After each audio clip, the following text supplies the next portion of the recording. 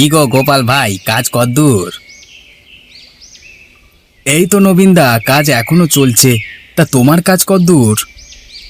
আমার কাজ আর হয়েই এলো গোপালদা। গরমে তাড়াতাড়ি কাজটা শেষ করে বাড়িতে যেতে পারলে বাঁচি, বাপরে বাপ। তা যা বলেছো দাদা, এই গরমে এত গুমোট, কিছুতেই থাকা যাচ্ছে না।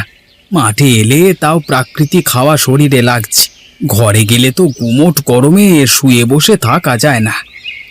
তা যা বলেছো দাদা, মনে হচ্ছে কদিনের মধ্যেই ঝেঁপে বৃষ্টি নামবে, বুঝলে? আমারও তাই মনে হয়, তবে আবহাওয়াটা একটু ঠান্ডা হবে। ঠিক আছে গোপালদা, তুমি বরং কাজটা সেরে নাও, আমি বাড়ির দিকে গেলাম, কেমন? ঠিক আছে দাদা, তুমি চলো, আমি কাজ শেষ করে তারপর আসছি।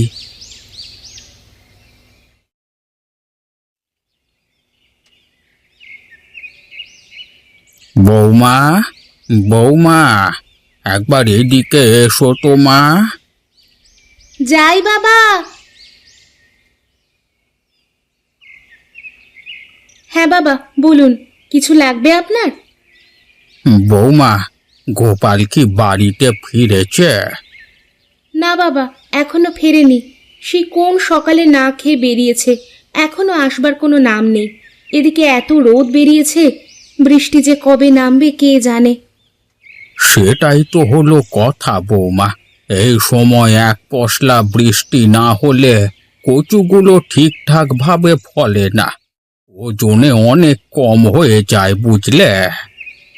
কিন্তু কি করবেন বলুন, আপনার আমার কথায় তো আর বৃষ্টি হবে না। আপনি বরং এখানে বসুন, আমি ভাতটা রান্না করে নিই।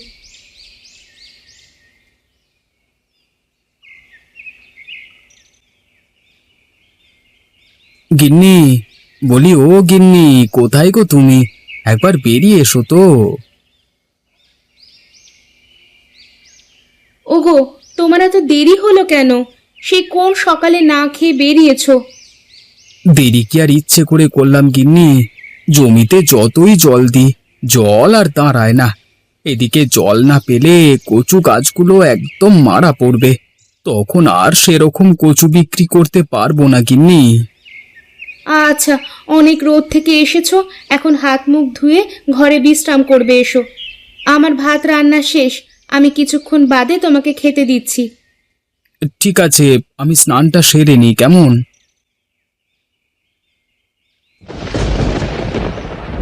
আরে, এই যে মেঘ ডাকছে, আহা, এতদিন পর বৃষ্টির মুখ দেখতে চলেছি আমরা। এবার আমরা রেহাই পাবো গো। না না, না না, বৃষ্টি নামলে পর আমি এখন মাঠ থেকে ঘুরে আসবো। ও ভগবান, ওরে বাবা, এ যে ভয়ঙ্কর বৃষ্টিপাত! এত জোরে বৃষ্টি নামলে কি করে যাব? থাক থাক, বরং কালকে সকালই জমিতে যাব একেবারে।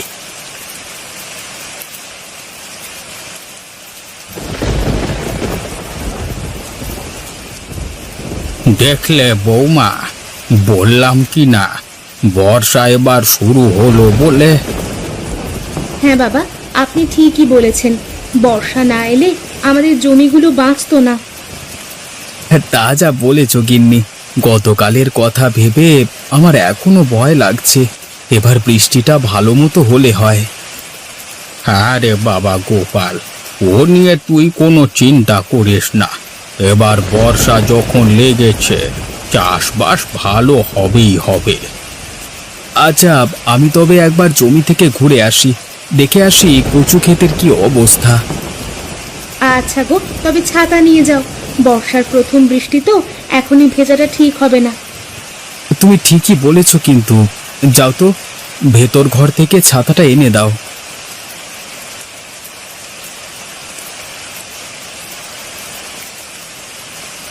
ঠিক আছে, তোমরা দুজন তাহলে থাকো, আমি জমি থেকে জলদি একবার ঘুরে চলে আসি, কেমন?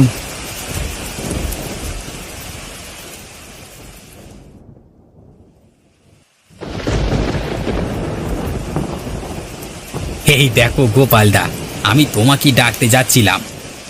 চলো দাদা, আমিও জমি দেখতে যাচ্ছি।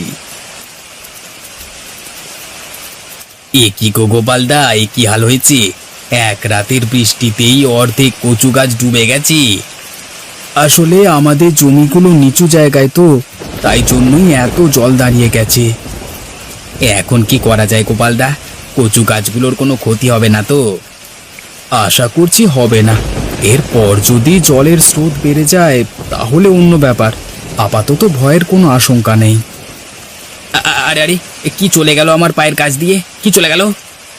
আরে এ যে কতগুলো ছোট ছোট টাকি মাছ, নিশ্চয়ই জলের সাথে ভেসে এসেছে। বাবা, এ তো খুব ভালো কথা। টাকি মাছ জলের পোকামাকড় খেয়ে আমাদের কচু গাছকে সুরক্ষিত রাখবে। তাহলে চলো, এখন আমাদের এখানে দাঁড়িয়ে থেকে কি হবে, আমরা বরং বাড়ি চলে যাই। হায় হায় হায় হায়, এ কি সর্বনাশ হলো আমার! এত স্বাদের কচু গাছগুলো সব নষ্ট হয়ে গেল, কিন্তু এই ঘটনা ঘটালো কে? টাকি মাছগুলো তো পোকামাকড় খেয়েছে যথারীতি, যা দেখে মনে হচ্ছে, কিন্তু আমাদের কচু গাছগুলো এভাবে উপড়ে গেল কেন? জলের স্রোত তো তেমন নেই। না না, আমি বরং বাড়ি গিয়ে বাবাকে জিজ্ঞাসা করি।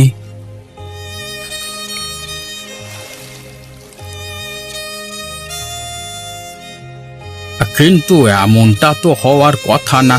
জলের স্রোত তো তেমন নেই বলছিস, তাহলে হঠাৎ করে এমন ঘটনা ঘটলো কেন? আমার মনে হচ্ছে এই কাজটা অন্য কারো। সে বদমাইশি করে আমাদের জমির সমস্ত কচু গাছ উপড়ে দিয়েছে। কিন্তু কে করবে এই কাজ? আমার তো কারোর সঙ্গে শত্রুতা নেই। নিশ্চয়ই আছে। হয়তো সেই গোপনে গোপনে তোমার সাথে শত্রুতা করে, কিন্তু তুমি তা জানতে না। তাহলে কি নবীনদা? আরে ও গোপালদা, তুমি এখানে নিশ্চিন্তে বসে আছো, আর ওদিকে যে সর্বনাশ হয়ে গেল। কি হলো নবীনদা? তুমি জমি থেকে ফিরলে নাকি এইমাত্র? হ্যাঁ গোপালদা, হ্যাঁ, এইমাত্র আমি যা জমিতে দেখে এলাম, তোমাকে না জানিয়ে থাকতে পারবো না বলে তোমার কাছে দৌড়ে এলাম। তুমি ঘরে এসো নবীনদা, বাইরে দাঁড়িয়ে থেকো না।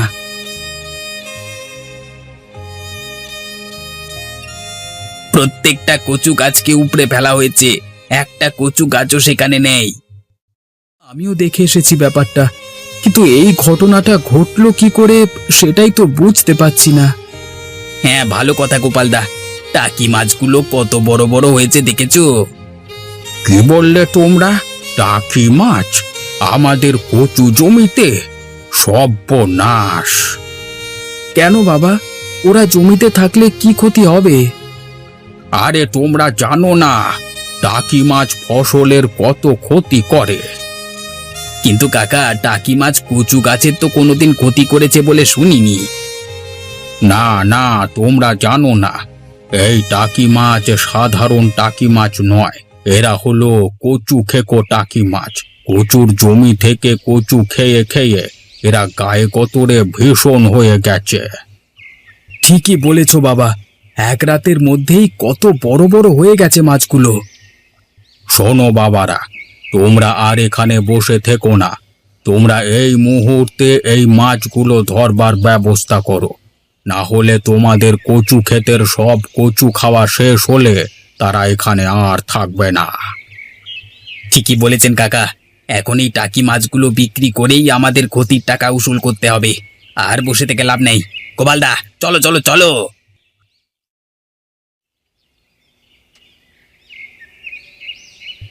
নবীনদা, তুমি ওই দিকটায় দাঁড়াও, আর আমি এদিকে দাঁড়াই। আজকে এই সব কটা টাকি মাছ জমি থেকে ধরে নিয়ে ঘরে যাব। গোপালদা, এই যে প্রচুর টাকি মাছ গো, এভাবে কচু ক্ষেতের কৃষক থেকে জেলে হয়ে যাব সেটা তো ভাবতে পারিনি। এখন বাড়িতে চল, বাবাকে গিয়ে জিজ্ঞাসা করি এই টাকি মাছ নিয়ে কি করব। আরে জিজ্ঞাসা করবার কি আছে, চলো আমরা আজকেই বাড়ি বাড়ি ঘুরে টাকি মাছগুলো বেশি দামে বিক্রি করে দিয়ে চলে আসি। এরকম বড় বড় টাকি মাছ জীবনে কেউ দেখেছে বলে আমার মনে হয় না। ঠিক আছে, তাই চল।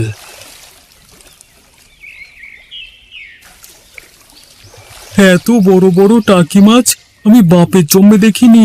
তা কি খাইয়ে বড় করেছো গো? এরা যে সে টাকি মাছ নয়, এরা হলো কচু খেকো টাকি মাছ। তা কত করে দিচ্ছ?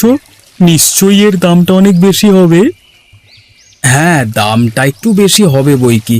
ভালো জিনিস পেতে গেলে একটু মাল করি খোয়াতে হবে, জানোই তো। তা হোক, তবু তুমি আমাকে 1 কেজি কচু খেকো টাকি মাছ দাও। ঘরের লোকেরা এই মাছ খেয়ে প্রচন্ড আনন্দিত হবে।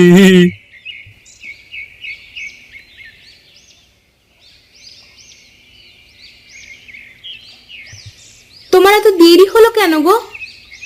দেরি কি আর সাধে গিন্নি, বড় বড় টাকি মাছগুলো ধরতেই হিমশিম খেয়ে যাচ্ছিলাম। তার উপর সেগুলো ধরে সব কটা বিক্রি করে তারপর বাড়ি ফিরলাম। বলিস কি রে বাবা, তোরা সব টাকি মাছ বিক্রি করে দিলি? সব করিনি, আমাদের খাবার জন্য 2-1টা এনেছি, ওই হাঁড়িতে রাখা আছে। গিন্নি, আজকে টাকি মাছের ঝাল খাবো।